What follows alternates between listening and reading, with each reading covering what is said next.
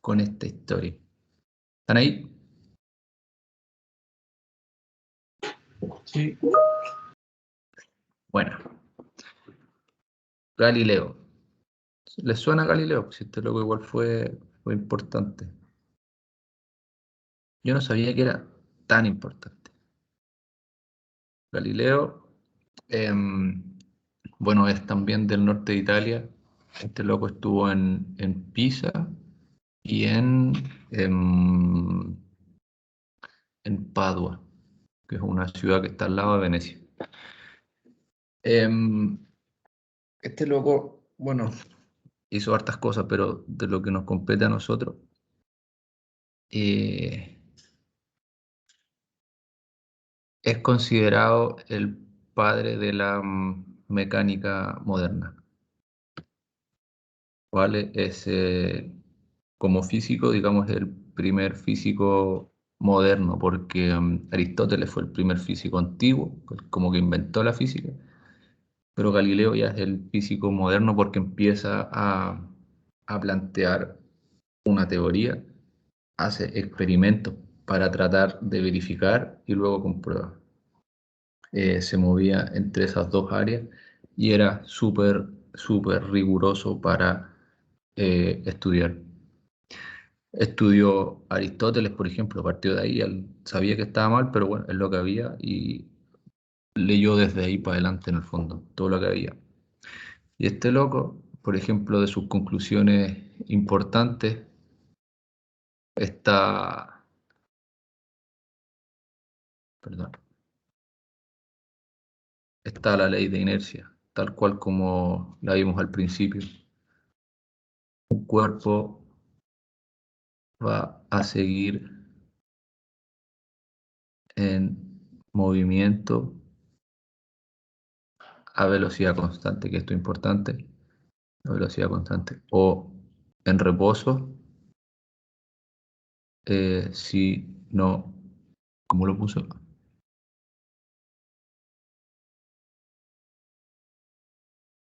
Mientras no sea perturbado. O sea, que no haya una fuerza externa sobre él. Se necesita, esto implica que se necesita una fuerza para cambiar la velocidad, pero aquí ya contradice de frente a Aristóteles, pero no se necesita para mantenerla. Y fue como el primero que en verdad se le paró de frente a Aristóteles y echó para atrás 2000 años de historia diciendo, mira, no, esto está mal, esto es de esta otra forma. Pero no se puede desconocer todas las ideas que ya venían diciendo los otros para atrás, todos los que les pasé. Y, digamos, no es Galileo que ha sido un genio que de la nada sacó estas cosas, ya venían dando vueltas.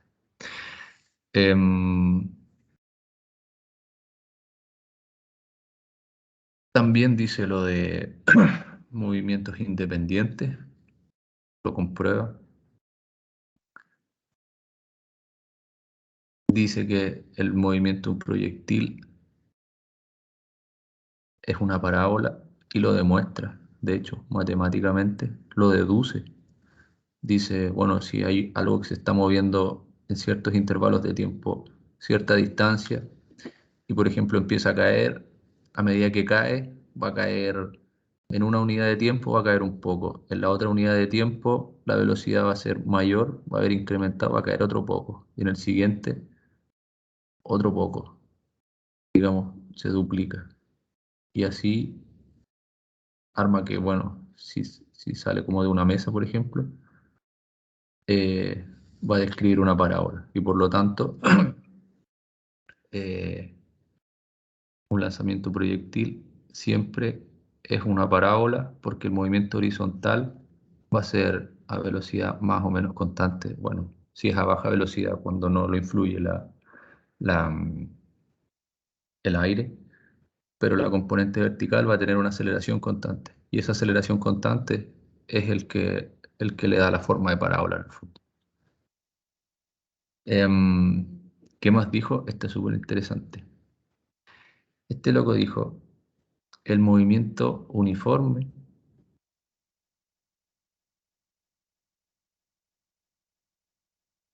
es imposible de distinguir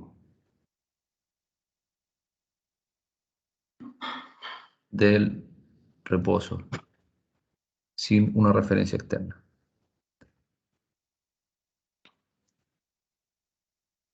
O sea, bueno, él dio el ejemplo de estar en un barco. Si tú estás en un barco y está todo cerrado,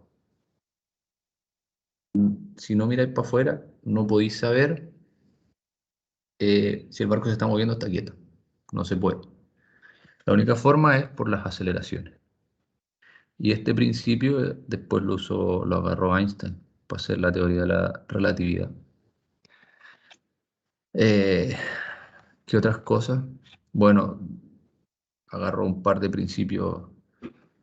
mm, por ejemplo, dijo, vamos a ver cómo caen las bolitas por un plano inclinado, que mida L. Las tiraba para abajo y le tomaba el tiempo, pero le tomaba el tiempo 100 veces.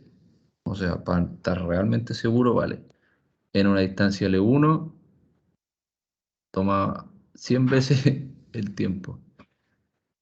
Y también era interesante cómo tomaba el tiempo, porque no habían relojes, pues no habían cronómetros. Entonces este loco lo que hacía era llenar un balde con agua, le hacía un hoyito y recogía el agua en otro.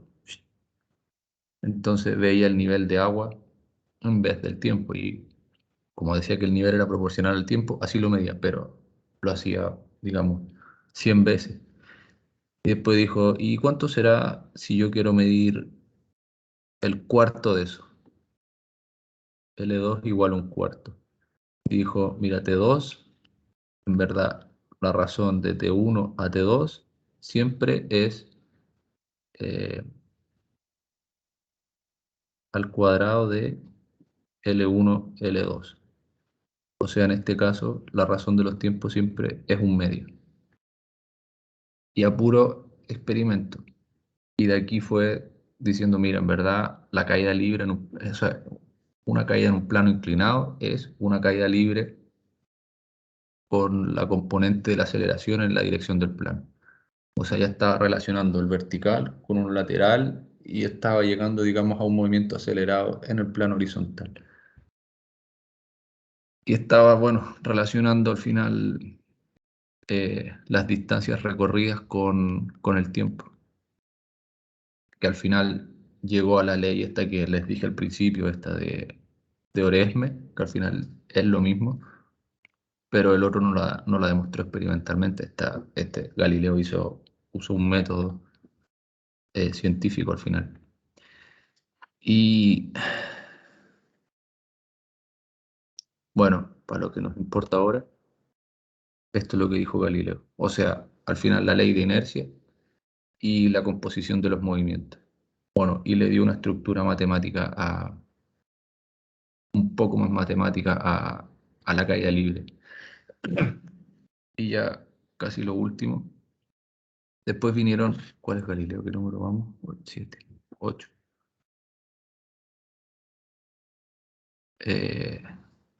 Volvieron los ingleses a decir cosas buenas. Vino Wallis, que se llama. Y este loco empezó, es importante porque empezó a estudiar las colisiones, o sea, los choques entre dos cuerpos. Y dijo, mira, este loco era de 1616, 1703, o sea, ya siglo XVIII. Digo, sí, 10, no, 17. Empezó a estudiar colisiones. Dijo, ¿qué pasa si choca? A ver, las colisiones van a depender, primero, del tipo de cuerpo. Hay choques blandos, él le puso, y choques elásticos. En los choques blandos, supongamos que hay un cuerpo en reposo B que es chocado por una pelota A. Cuando choca, los dos van a salir pegados. Y dijo, y la velocidad a la que se van a salir moviendo em, es proporcional al momento, bueno, este ya le cambió la palabra de ímpetu a momento, momentum le decía. Dijo, mira, aquí lo que pasa es que viene el cuerpo A con cierto momentum, o sea, eh, ma por una velocidad, ese es su momento. Y ese momentum eh, se le transfiere una parte al cuerpo B y el A se queda con otra parte, pero los dos se siguen moviendo juntos. O sea, el momentum de esos dos va a ser la suma de las dos masas moviéndose a una velocidad final. Y de ahí sale la velocidad final, se despeja directo de ahí. Y después dijo, veamos ahora el choque elástico. En el choque elástico, un cuerpo choca con otro y elástico, él hacía literalmente una referencia al resorte, decía, el A va a chocar contra el B, se comprime y el A tiene que salir para atrás. Tiene que salir para atrás porque el momentum, digamos, a ver, al chocar, uno va a salir para allá y el otro para allá. Dice, el A viene con cierto momentum, choca contra B, el A se deforma, pero esa energía no se pierde, sino que se devuelve. O sea, se transforma en ímpetu de nuevo y lo tiene que devolver. O sea, tiene que salir para atrás, dijo. Pero como ese B no está fijo, o sea, si está libre, va a ejercer un ímpetu a B también. Entonces B va a salir moviendo para el otro lado. Y dijo, bueno, el momentum que tenga de llegada va a ser igual a la suma de los dos momentum que tengan los dos cuerpos después del impacto. Y bueno, hasta ahí llegó. Dijo, en el fondo, los dos cuerpos tienen que interactuar y entre ellos se transfieren momentum. Depende, el movimiento resultante va a depender si es un choque blando, o sea, que se quedan pegados o que salen, que rebotan. Y después vino otro importante, Huygens, no sé si lo han escuchado, también inglés, también de estos mismos años. Este loco fue más importante que Wallis todavía, porque escribió de nuevo el principio de inercia, que ya lo había escrito Galileo, lo escribió para proyectiles y lo escribió para caída libre, por separado.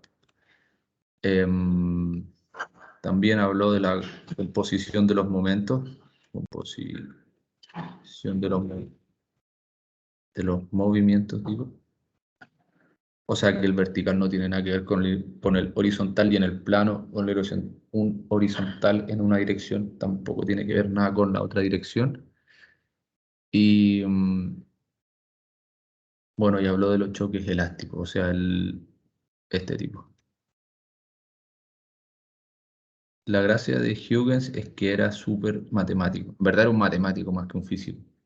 Entonces ya empezó a escribir esto con ecuaciones y porque Galileo venía como a puras derivaciones geométricas, como haciendo monito y rayita, un poco como esto, como de esta forma. Huygens ya escribía ecuaciones y casi llegó cerca del cálculo. Y aquí aparece Newton, po, a poner la guinda a la torta, básicamente. Aquí Newton, a ver si tengo las fechas de Newton, no las tengo. Pero Newton, a ver, esto es interesante. Newton, eh, en 1616 creo, hubo una pandemia y Newton había entrado recién a la universidad y lo mandaron para la casa. O sea, literalmente lo que les pasó a ustedes ahora. Y, pero creo que ya iba como en tercero, una cosa así. Y se pasó un año y medio en su casa en el campo y ahí es cuando le surgieron la mayoría de las ideas de cómo armó esto en el fondo, las famosas leyes de Newton. Pero él no le dio mucha importancia, de hecho. Y después habló con otro físico famoso que no me acuerdo el nombre, y ese le dijo, loco, tenés que escribir estas cosas, esto está bueno. Y ahí escribió el Principio de Matemática, pero que es el libro donde salen las leyes de Newton y donde sale el cálculo. Pero este loco no lo iba a escribir, pues sí, era como súper así callado, era como reservado, en verdad. Y ahí se atrevió y lo publicó y se hizo famoso. Y la gracia de Newton fue que hizo como, a ver, eh, Huygens, Galileo y todos estos para atrás como que iban analizando todo por separado. En la caída libre, una cosa, ya, el proyectil es otra cosa, la aceleración en sí es otra cosa. Y como que, pero no estaba unido. Entonces Newton lo que hizo fue armar todo esto en una estructura y generalizarlo. Decir, mira, en verdad esto ni siquiera es para caída libre o proyectil, esto en verdad es para todos los movimientos, incluso para los planetas, para todo, para todo, para todo. Pum. Y esa fue la gracia, la gran gracia de Newton, que generalizó en el fondo. Eh, y cómo puso la primera ley, que a veces escucharlo en sus palabras está bueno. En un segundito.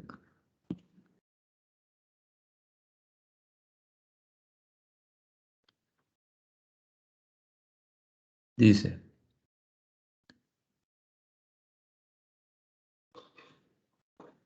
cada cuerpo, y ojo aquí, con la palabra, persevera, persevera en su estado de movimiento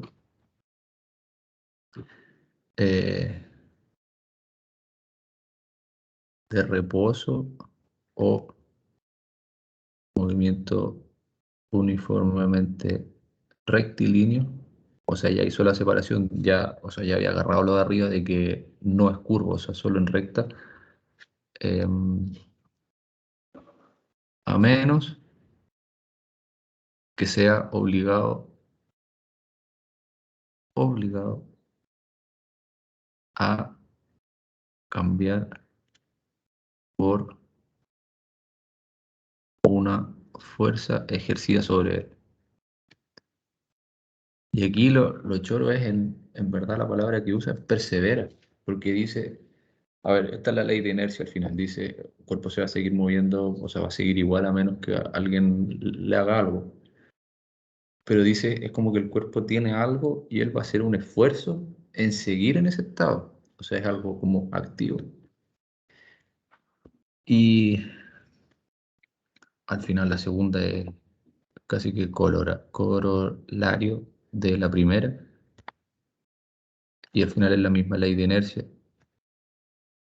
Dice, y la alteración del movimiento, no, la alteración de la cantidad de movimiento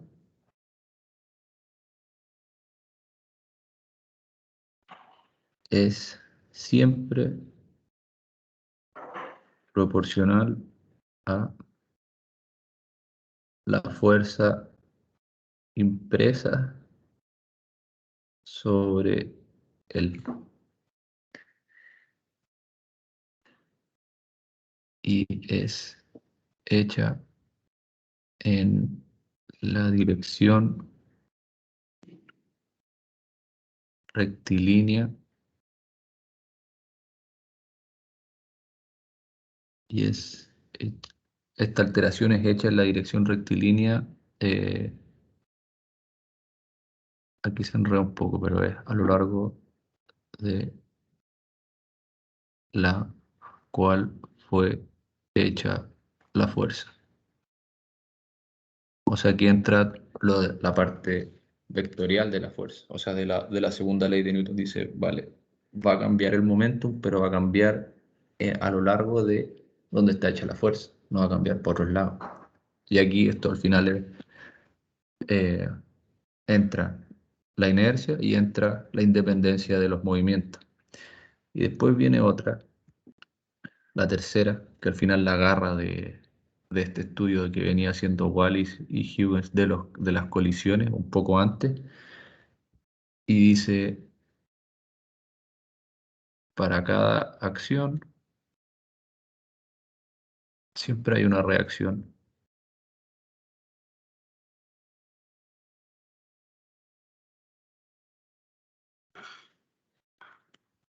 opuesta y siempre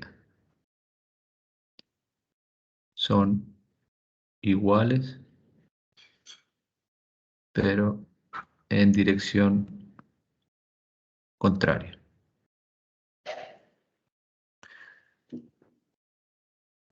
A ver, y Newton, a ver, Newton tampoco, o sea, básicamente agarró la primera y la segunda de lo que venía haciendo Galileo, que él ya lo había hecho como fuerte, y agarra la tercera de lo que venía haciendo Wallis y Huygens con los choques y arma las tres, solo que él le mate, vale, la matemática, pero tiene, eh, es claro en decir que él no las hizo. De hecho, él pone, estas dos vienen de lo que ya había dicho Galileo y esto viene de lo que había dicho Wallis y Huygens. O sea, él no se atribuye las leyes, nosotros se las atribuimos a él un poco incorrectamente. Así que en verdad era bastante humilde Newton para sus cosas. Bueno, ¿cómo la escribiríamos nosotros ahora en moderno? Si V, no, si sumatoria de fuerza es igual a cero, V es constante.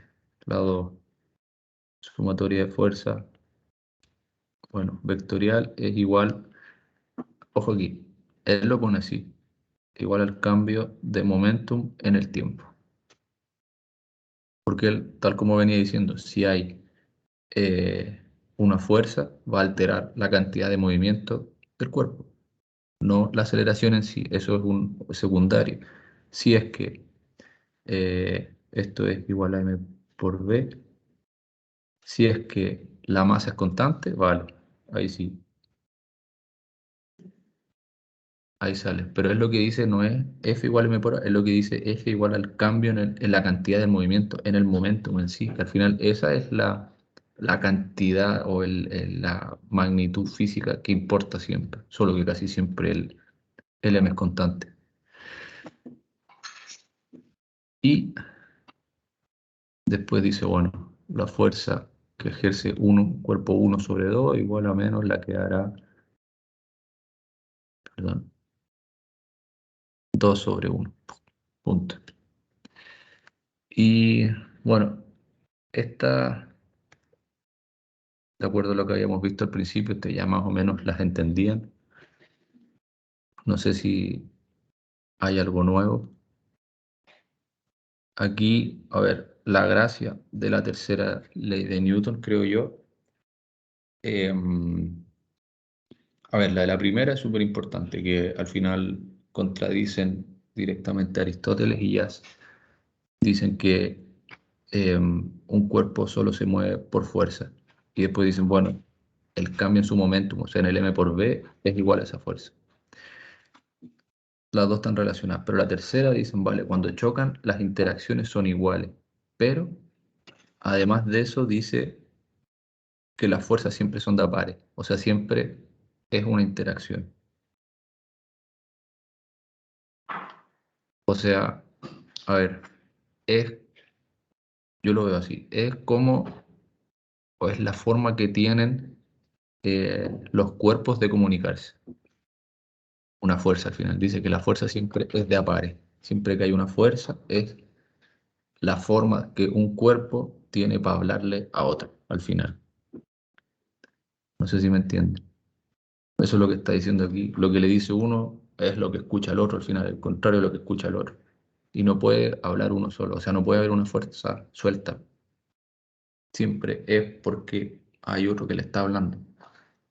No sé si me sigue en esa parte. Eso es súper importante de entender y súper importante de visualizar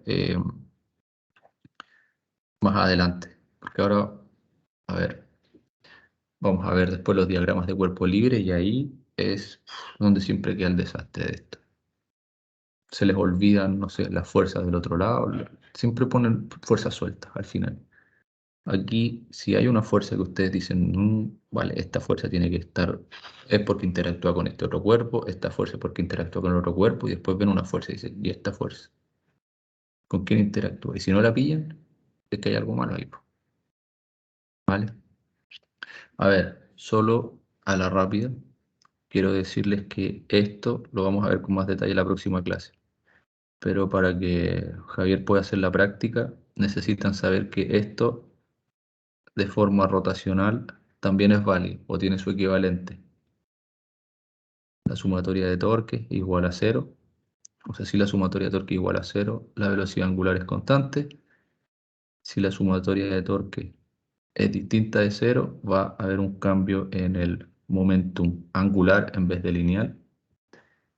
Y eso conlleva en 2D a la inercia por la aceleración y, bueno, el torque que ejerce un cuerpo tiene que ser igual al torque que ejerce el cuerpo contrario.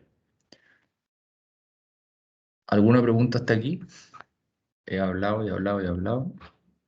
Yo no sé si se están aburriendo, están interesados, les gusta, no les gusta esto. A ver, ¿qué opinan? Es Antes de bacán irnos a aprender de historia.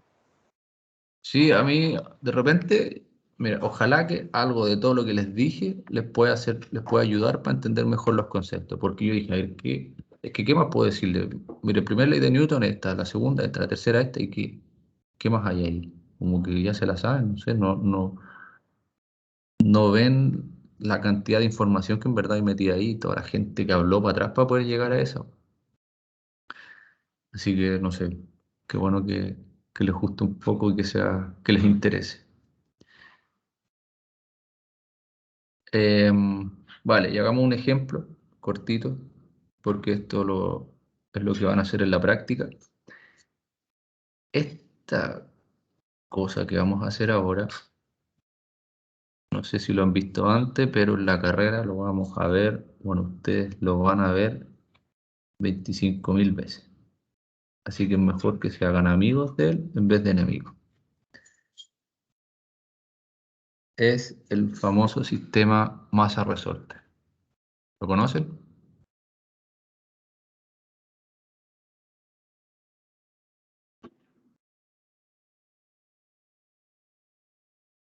Sí, ¿Les suena? ¿Y a qué les suena? ¿Qué saben de él?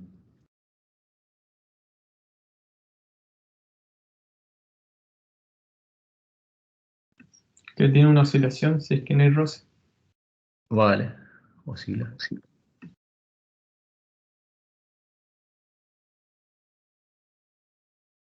Y podemos saber esa oscilación cómo es. Sí, sí se puede. ¿Cómo? ¿Sabes? Sabes que se puede, pero no cómo. Lo habíamos hecho en ecuaciones diferenciales, pero se me olvidó un poquito. Vale. Vale, ahí tienen un poco la idea de cómo hacerlo entonces.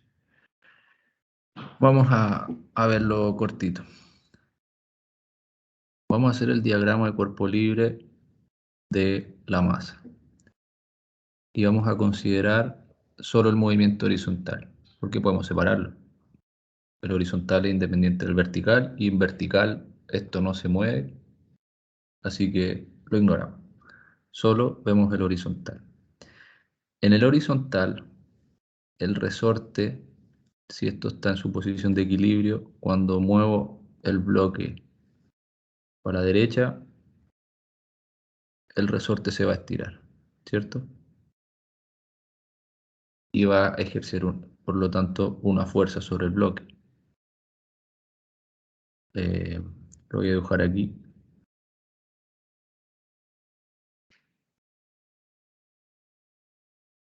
¿Cuál será la magnitud de esa fuerza? Acá por la constante del resorte por la variación del alargamiento. Ya. Vamos a definir el alargamiento, digamos, el delta L, que es el final el que importa. Lo vamos a definir con una coordenada que vamos a decir desde el reposo, vamos a medir hasta dónde está ahora. Y vamos a decir, eso es X, cuando se estira. Entonces, la fuerza va a ser K por X. Pero, ojo aquí, el X está definido para allá y la fuerza va para atrás. Así que, menos K por X. En el fondo. A ver, veamos el otro caso. Esto en algún minuto va a ir.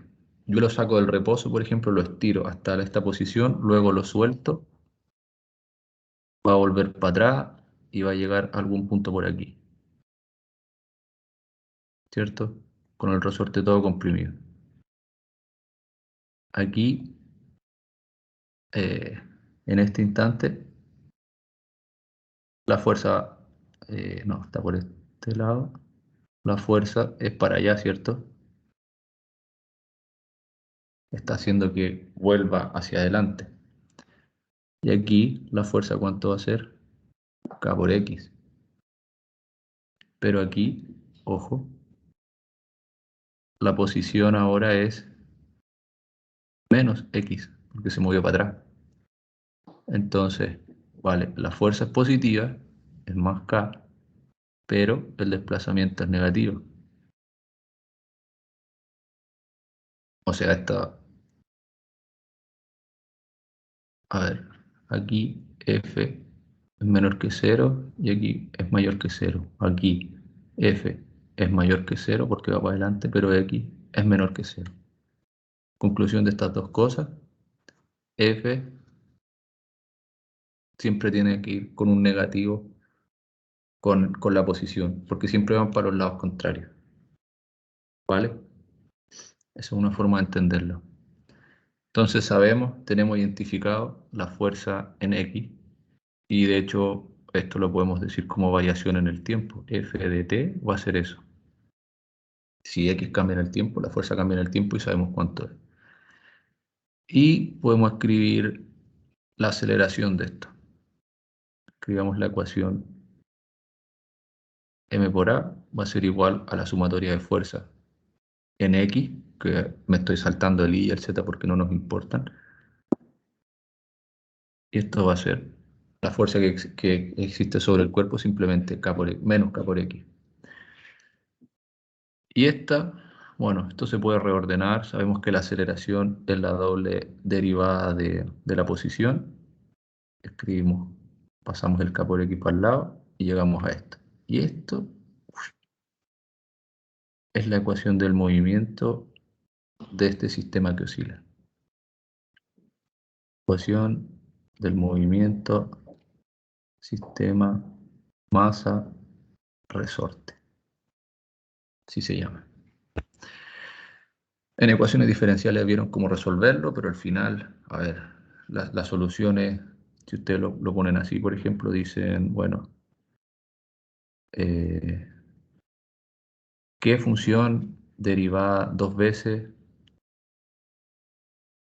me da esa misma función por un escalar? Y eso es, bueno, puede ser la exponencial elevado a un complejo, a teta t, o esto, bueno, por, ¿quién fue? El Euler que hizo la igualdad del coseno de teta t más el y seno de teta t.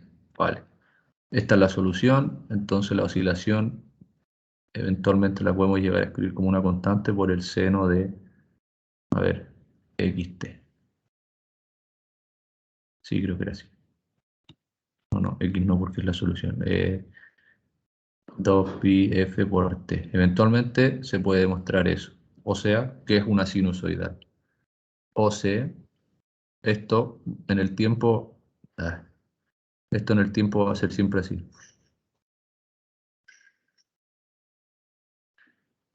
No hay nada que lo frene, simplemente se va a transferir energía en un punto, cuando en los extremos va a haber energía potencial en el resorte, justo cuando está al medio es solo cinética, que se va moviendo todo rápido, llega al final, se vuelve a transformar todo en potencial y ahí está todo el rato. Entrega suelta energía, entrega y suelta energía, boom, boom, boom, boom. Y su evolución en el tiempo es una sinusoidal. Pero nosotros no nos vamos a meter en esta parte de la solución, simplemente lo que queremos, esto lo van a ver en ASD. Todo este estudio del movimiento en el tiempo es ASD y lo van a ver con más grados de libertad y más todo. Aquí en dinámica lo que nosotros queremos hacer es escribir esta ecuación del movimiento bien. Para un sistema, el más básico, está fácil, pero se pueden ir complejizando. Por ejemplo, bueno, esto lo voy a escribir muy a la rápida, pero por ejemplo, si hay dos, dos masas,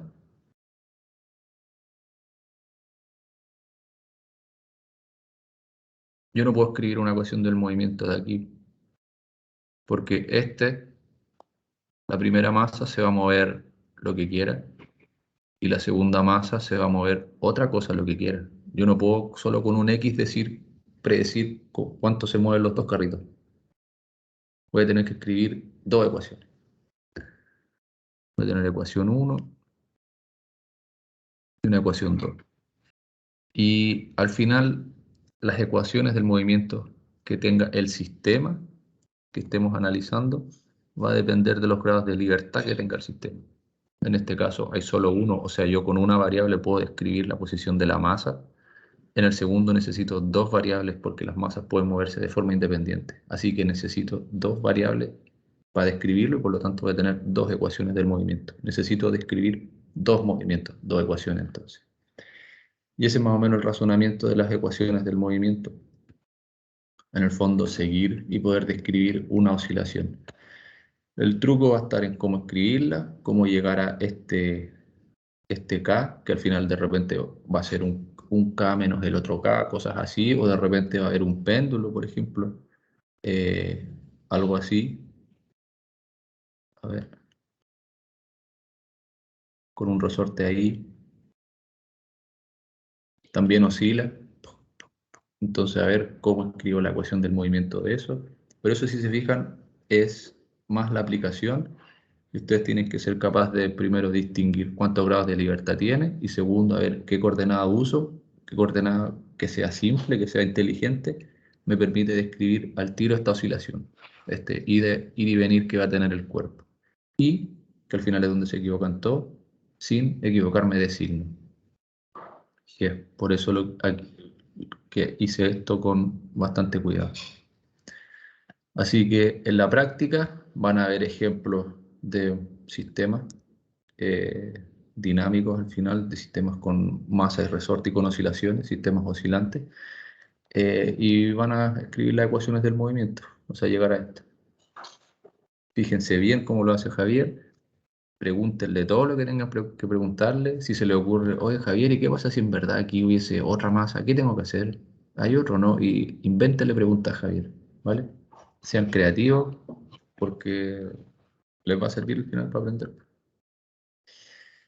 Ya chiquillos, espero que les haya gustado la clase. Si tienen preguntas, es el momento. Para el siguiente certamen, ¿vamos a tener preguntas de historia o...? No, para nada. Ah, No, si esto es... El como una certamen va a ser introducción. escribir ecuaciones del movimiento. La idea de la historia era que ustedes se armaran, a ver si se armaran un poco mejor los conceptos, ¿no? Si al final es para eso. Y de curiosidad. Para hacerlo un poco más distinta a las otras clases que al menos a mí me aburrían un poco.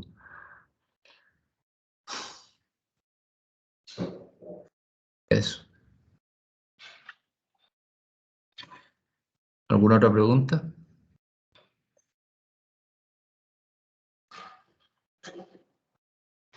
¿Cuándo va a tener las notas del certamen? Eh, Aprox. mm, Antes de fin de mes, ¿cierto?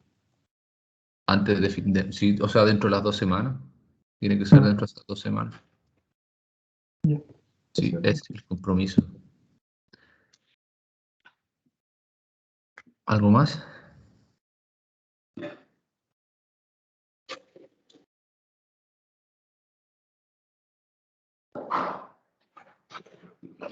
Bueno, entonces mañana con Javier, pónganle bueno y nosotros nos vemos el próximo martes, ¿vale?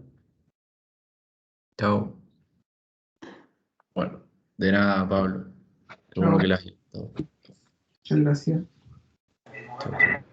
Gracias, profe. Tenga buen día. Gracias. Igual, que tengan buen día, chicos.